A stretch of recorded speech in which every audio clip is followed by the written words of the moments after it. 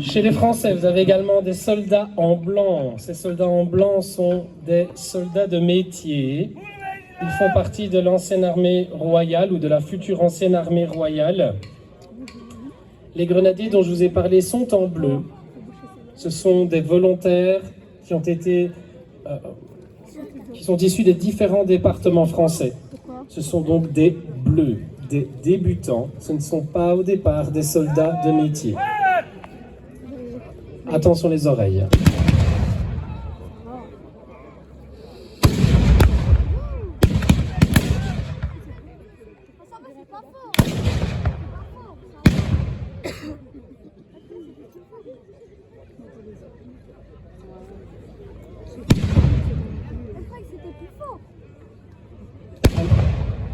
Alors, on m'indique qu'une voiture est mal garée. Le numéro d'immatriculation de cette voiture est le suivant. 1 FPW 375. 1 FPW 375. Merci de bouger le véhicule.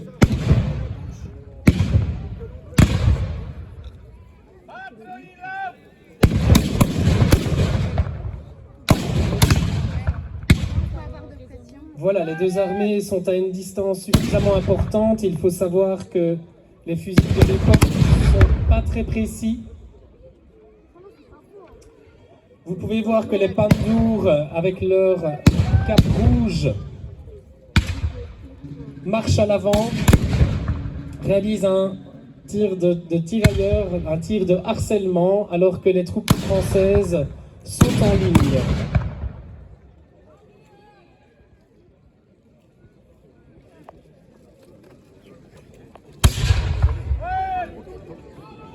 Tir de canon Hirtzenberg.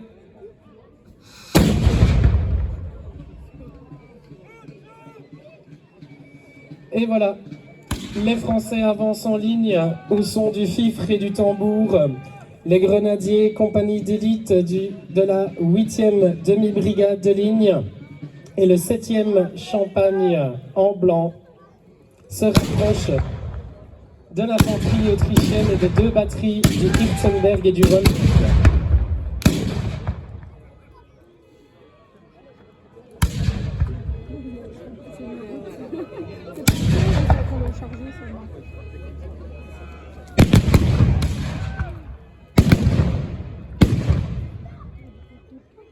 Alors il faut s'imaginer qu'à l'époque on n'est pas à un canon, mais on a des batteries de 6, 12 et plus.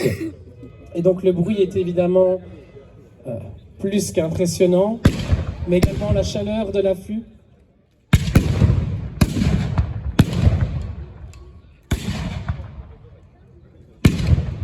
Avec une avancée des grenadiers et des chasseurs autrichiens qui essayent probablement de faire avancer les Français à portée de canon.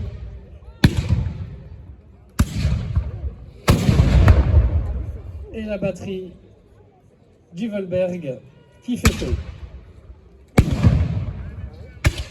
Et donc le Feldmarschall von Schröder qui surveille ses troupes postées en tirailleurs à l'avant de leur ligne.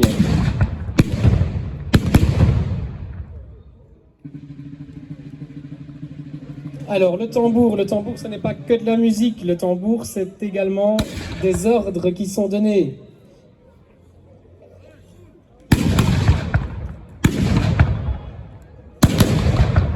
Avec une avancée significative des Autrichiens. Autrichiens qui sont évidemment maîtres de la ville d'Arlon, Arlon qui fait partie intégrante des Pays-Bas autrichiens. Et voilà l'officier en charge du canon du Hirtzenberg qui donne le signal du coup de feu. Et les Français qui avancent en bon ordre, en ligne. Il n'est pas question de courir ou de monter de façon désordonnée.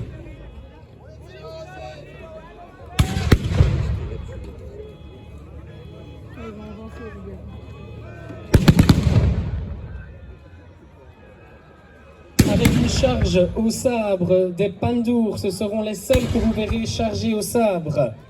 Une première escarmouche entre les grenadiers de la 8e demi-brigade contre les pandours.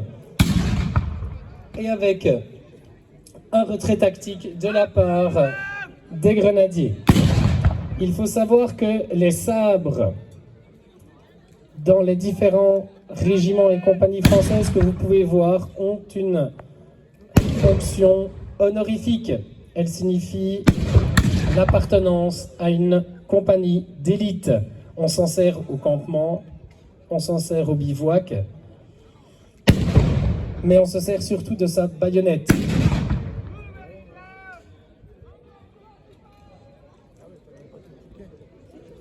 Les Français utilisent un fusil qu'on appelle le modèle Charleville, qui date de 1777, qui sera revu en l'an 9.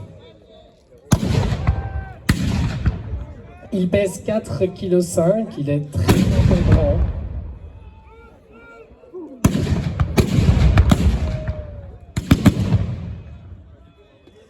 Alors vous pouvez voir la fumée. Et donc, vous pouvez vous imaginer des dizaines de milliers d'hommes en affrontant d'autres dizaines de milliers. On ne voit rien. Les couleurs chatoyantes des uniformes ne sont pas qu'honorifiques, mais il s'agit également de voir sur qui l'on tire. Et donc, avec un uniforme bariolé, on ne saurait pas faire la différence. Il est donc important de pouvoir identifier très clairement parmi les personnes qui fait partie de quel régiment et de quelle armée.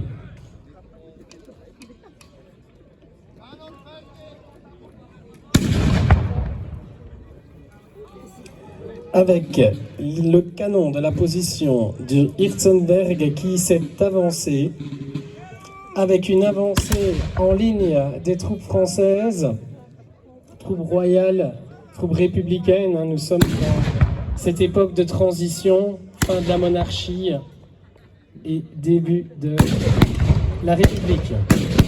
Retrait de la batterie du Hirzenberg qui se replie sur les hauteurs. Les hauteurs sont évidemment des positions tout à fait stratégiques, avec un grenadier à terre. Et on ne s'occupe pas des blessés pendant la bataille. Ils doivent attendre. Des feux de la part des Jäger autrichiens, ces chasseurs, membres de l'infanterie légère autrichienne, qui tirent en tirailleurs et se replient en relativement bon ordre vers leur position.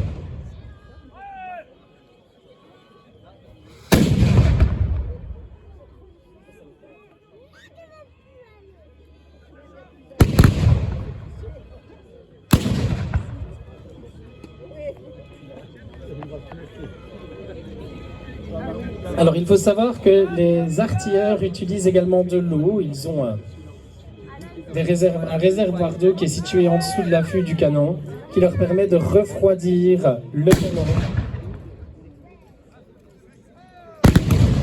Mais plus le combat est ardu, plus il faut tirer. Et dans certains cas, l'affût des canons monte à des températures qui causent évidemment de nombreuses brûlures aux servants de canon.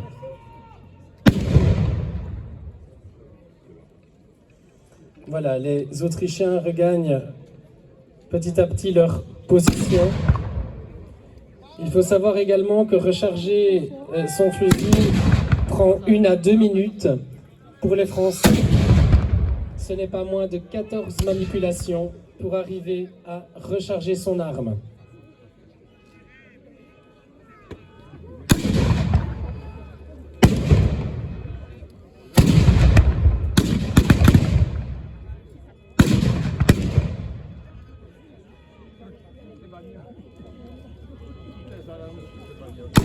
Voilà, les Français tiennent la ligne, tiennent le rang.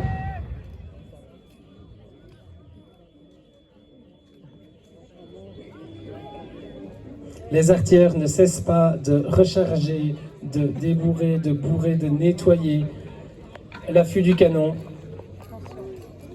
Et vous pouvez voir que les blessés sont toujours au sol. On leur prêtera secours une fois l'assaut terminé ou la bataille terminée.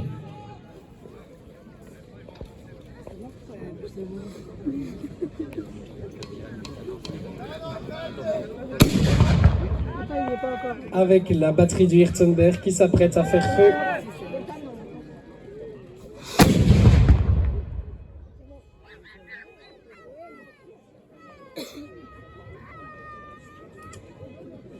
Voilà, les Pandours, les grenadiers autrichiens, les Jagers de l'infanterie légère s'avancent à nouveau vers les troupes françaises avec un corps à corps. Et c'est baïonnettes au canon que l'on va charger.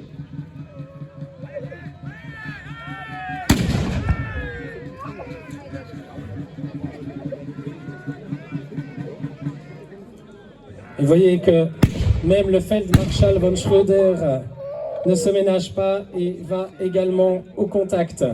Avec un retrait de la compagnie de grenadiers de la 8e demi-brigade de ligne, vous assistez ici probablement à la fin du premier assaut, de la première tentative pour prendre la ville d'Arlon, toujours tenue et défendue par les troupes impériales autrichiennes.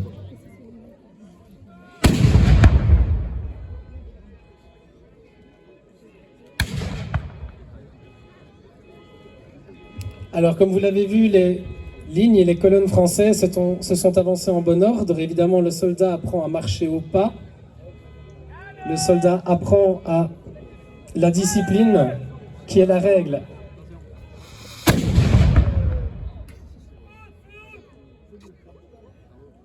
Voilà, il faut savoir qu'à l'époque, la droite et la gauche sont des notions parfois inconnues pour les soldats, qui sont pour beaucoup issus de la paysannerie. Dans les écoles d'entraînement, on leur mettra de la paille et du foin dans les souliers. Paille pour la gauche, foin pour la droite, et on marchera au rythme de paille, paille, foin, paille, car on ne connaît pas sa gauche et sa droite. Les grenadiers que vous avez pu apercevoir sont donc des volontaires départementaux, ce ne sont donc pas des soldats de métier, ils sont volontaires ou parfois tirés au sort, cela évoluera en fonction de la législation de l'époque. Il semblerait qu'un boulet ait atteint une voiture.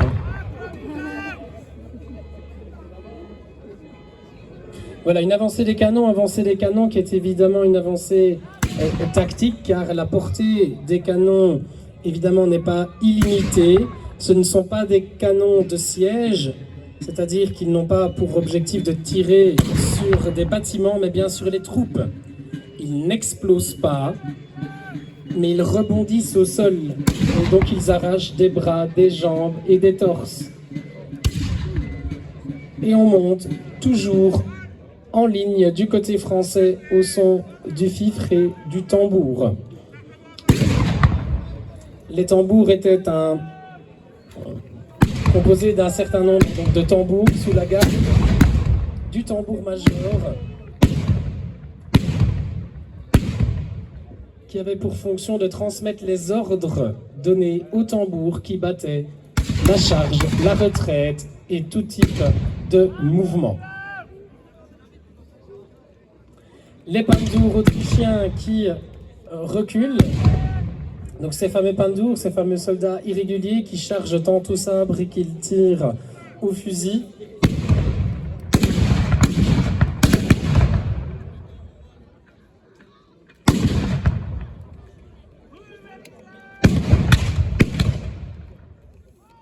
Avec un échange donc de fusil, un fusil même à 75 mètres n'était pas très précis. On tire à hauteur d'homme, mais on ne vise pas quelqu'un en particulier. Le but étant de désorganiser les troupes adverses.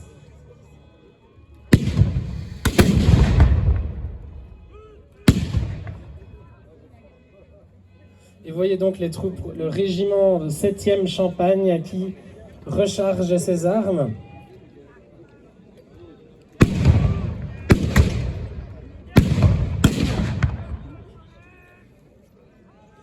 Vous voyez les servants du canon du Hülsenberg qui s'apprêtent à reculer, qui retrouvent leur position en hauteur sous la pression de l'infanterie française.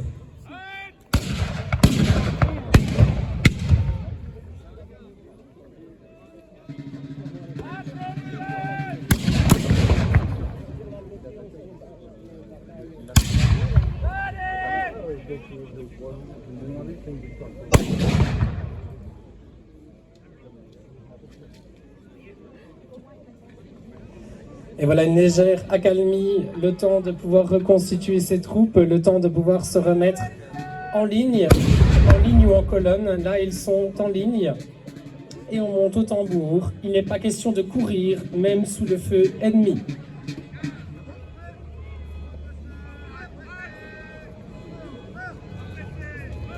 Avec un tir en ligne qui est annoncé. On tire les en 3 lignes.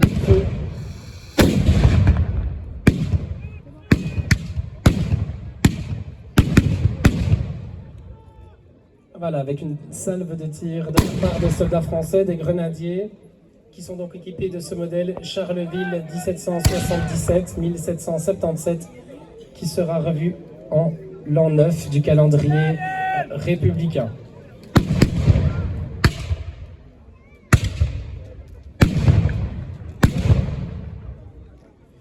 Les Autrichiens se sont regroupés.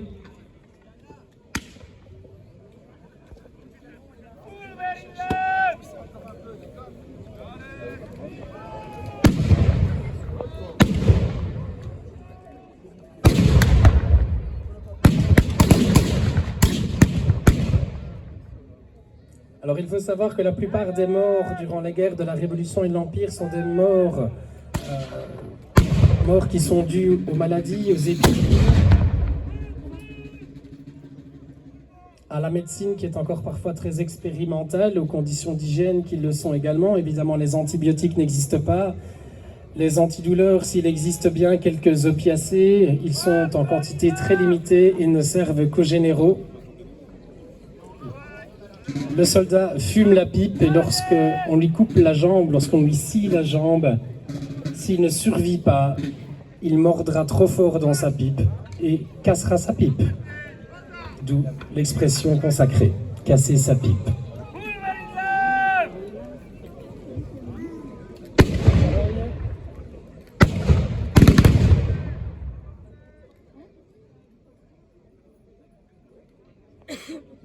Alors il est évidemment clair ici que aucune balle n'est tirée et qu'il s'agit uniquement de la mousse.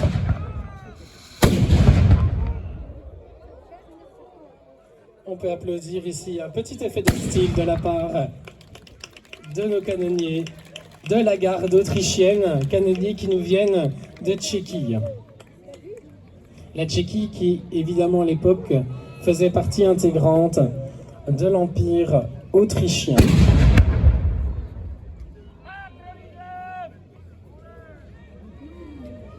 Empire autrichien évidemment lié à la France, Antoinette, et qui le sera plus tard avec la seconde épouse de Napoléon, Marie-Louise, fille de l'empereur d'Autriche. Et une charge des pandours et les grenadiers qui répondent à coups de baïonnette. Comme je l'ai dit, on ne se sert pas de son sabre, mais de sa baïonnette. Il s'agit de percer le flanc des Autrichiens.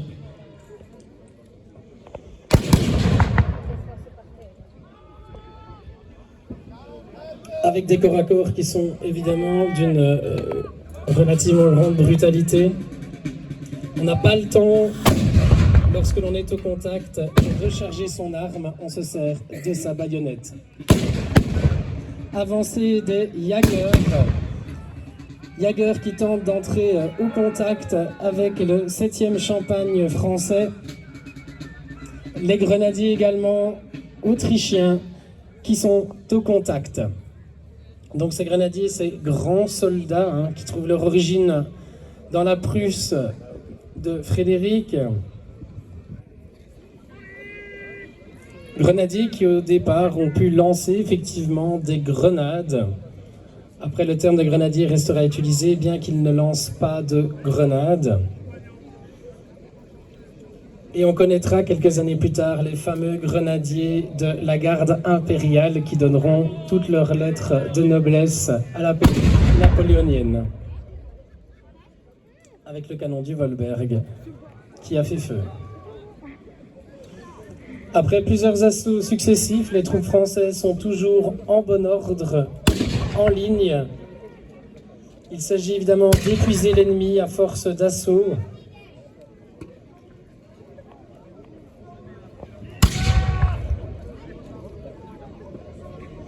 Avec le feldmarschall von Schröder qui surveille ses troupes et le général de division de Lagre qui fait de même.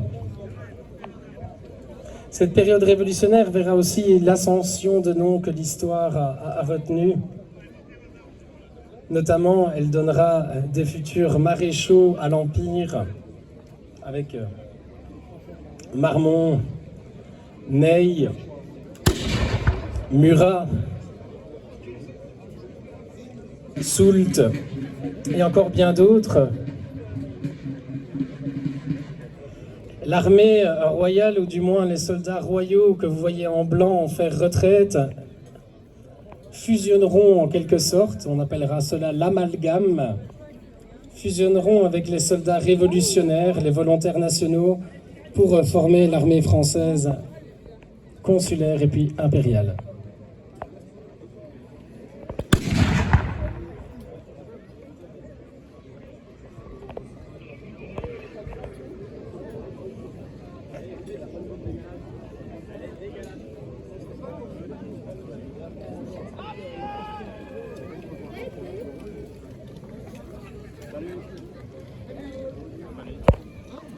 Alors les grenadiers français ont peut-être un avantage qui est celui de la cause qu'ils défendent. Ce sont pour la plupart des républicains convaincus et il en est de la survie de la République. Et la France est attaquée à cette époque par l'Autriche, par la Prusse, qui voit évidemment d'un très mauvais œil ce peuple régicide, cette république qui met en péril tout l'ordre européen basé sur la monarchie de droit divin.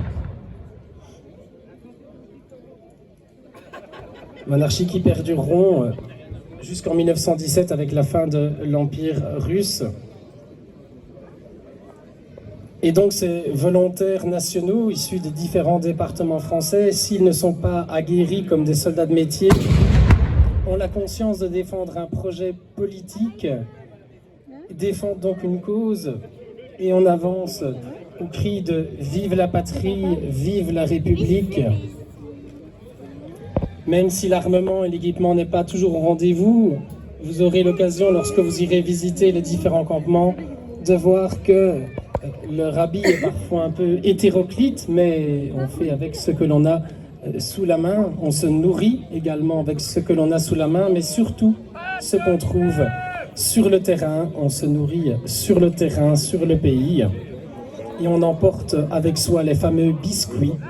Le biscuit qui est un pain qui a été cuit 2 fois, d'où le mot biscuit, qui plus sec permet une conservation plus longue.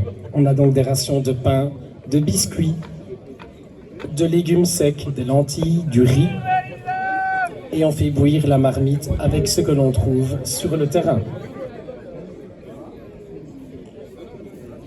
Voilà, à nouveau, les soldats français semblent prêts à monter en bon ordre au son des tambours, sous la supervision de leur général de division qui rassemble donc plusieurs brigades, plusieurs demi-brigades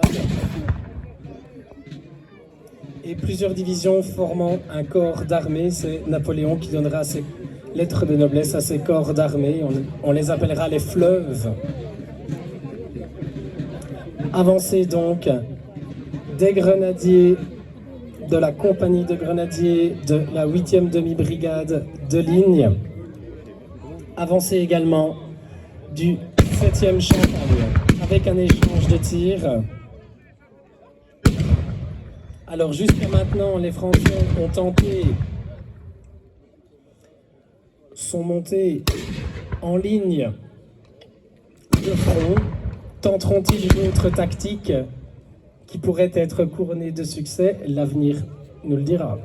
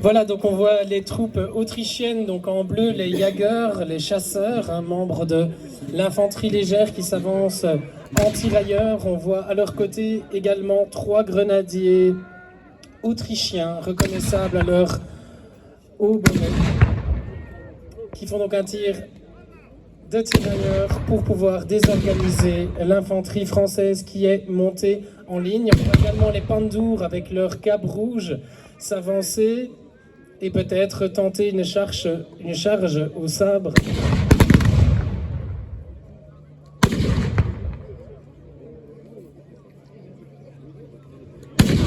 Alors une certaine accalmie qui est donc due au temps qu'il faut pour recharger une arme à feu, entre 1 à 2 minutes. Les Anglais deviendront les plus rapides à ce jeu-là.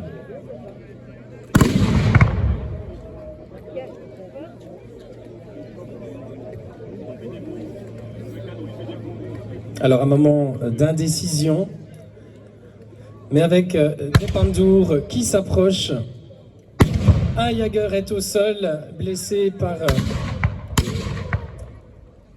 un soldat du 7e régiment de Champagne.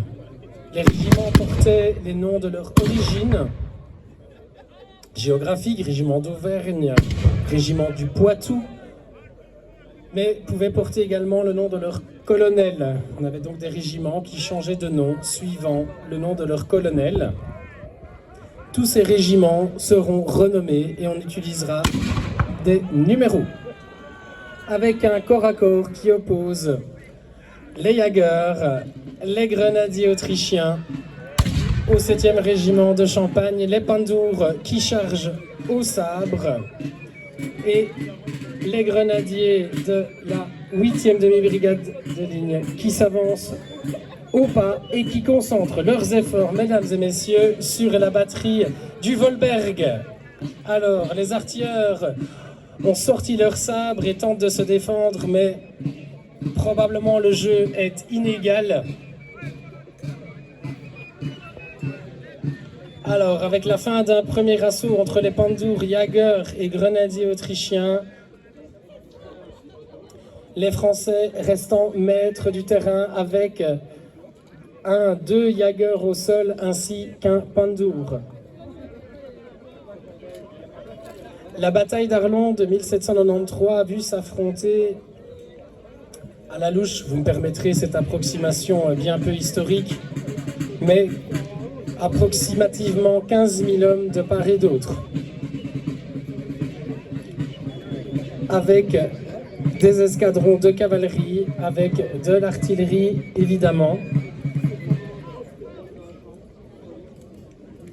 avec ce modèle de canon autrichien qui sera utilisé par l'armée autrichienne jusqu'au milieu du 19e siècle, époque à laquelle il sera progressivement dépassé par le rayage à l'intérieur qui permet d'envoyer des boulets de façon beaucoup plus précise, avec donc le 7e Champagne qui monte en bon ordre à l'assaut, avec les grenadiers qui sont restés maîtres du terrain.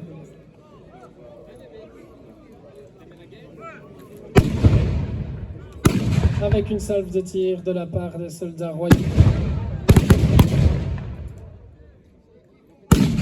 Avec le capitaine des grenadiers qui apostrophe son général de division.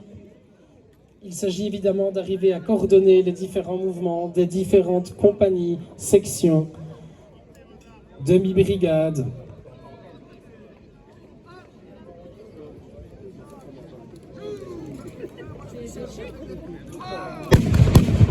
Alors, tir de mousqueterie de la part des grenadiers avec les Pandours qui rechargent.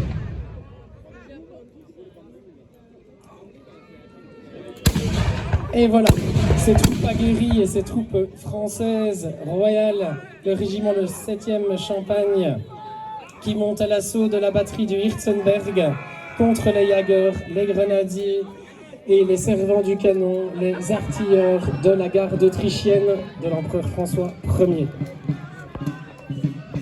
Avec une mêlée générale, vous pouvez voir la fumée. Alors vous n'entendrez plus de coups de fusil, mais bien des échanges au sabre, à la baïonnette, avec des Français qui battent au tambour.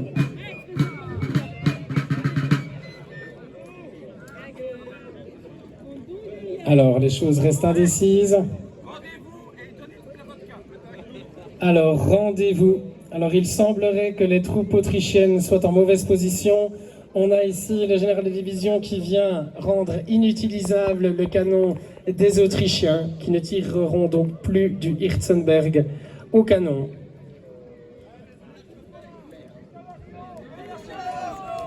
Vive la nation, vive la République, vive la patrie, les cris des révolutionnaires français, avec notamment un casque qui est porté au-dessus d'une baïonnette que vous pouvez apercevoir là bien haut, le casque chenille, qui est un reliquat de l'Ancien Régime, casque qui sera abandonné très vite, c'est-à-dire dès que le soldat peut trouver autre chose.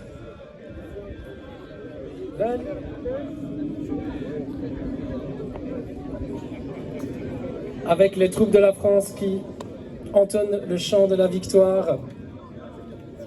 Le peuple avance, descendez au cercueil.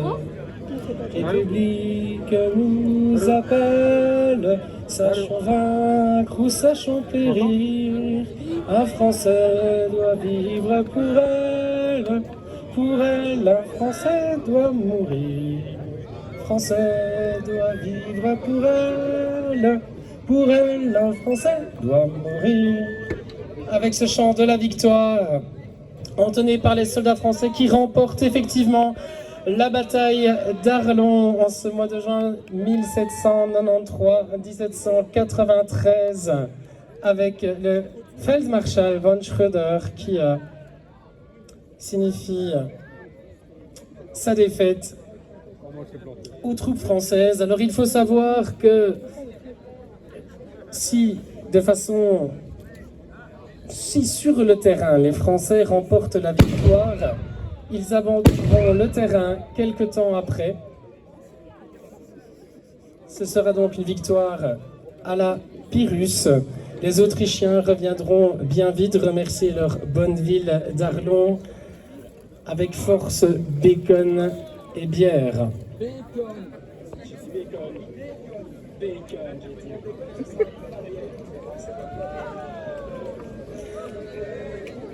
Voilà, on va maintenant procéder à la présentation de différentes troupes qui ont animé pour vous cette reconstitution plus vraie que nature, surtout du bruit.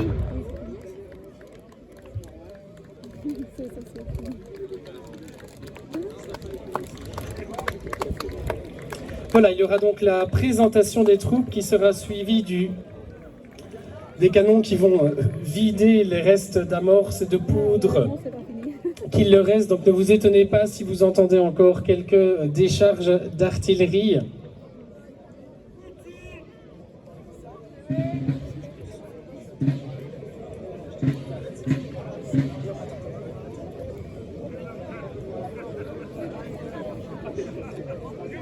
Voilà, vous pouvez apercevoir les servants du canon du Hirzenberg qui rangent leurs boulets, leurs amorces et tout ce qui leur sert à l'utilisation de ce canon.